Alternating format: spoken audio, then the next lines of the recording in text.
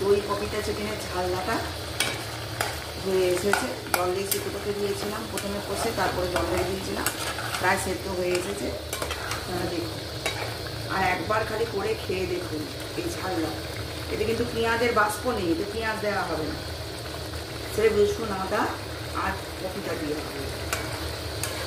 আর মশলাগুলো কী কী দিয়েছি আপনাদের বলে দিয়েছি, একবার খালি করে খেয়ে দেখুন, এত সুন্দর টেস্ট মানে ভাবতে পারবেন না।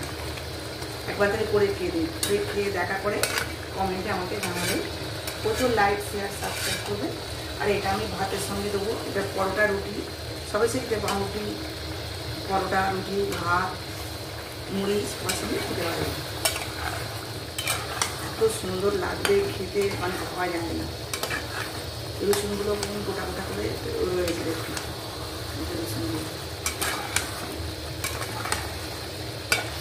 একটু মাখো মাখো করবো, খুব একটা ঝোল রাখবো না, একটু মাখো মাখো হয়ে গেলে আমি নামিয়ে নেবো, নিয়ে ভাতের সঙ্গে পরিবেশন করে আপনাদের দেখাবো। আপনারা পাশে থাকুন, দেখতে থাকুন। আর একটু মরবে ঝোল, আর চাপা দেবো না, ঝোল মরবে।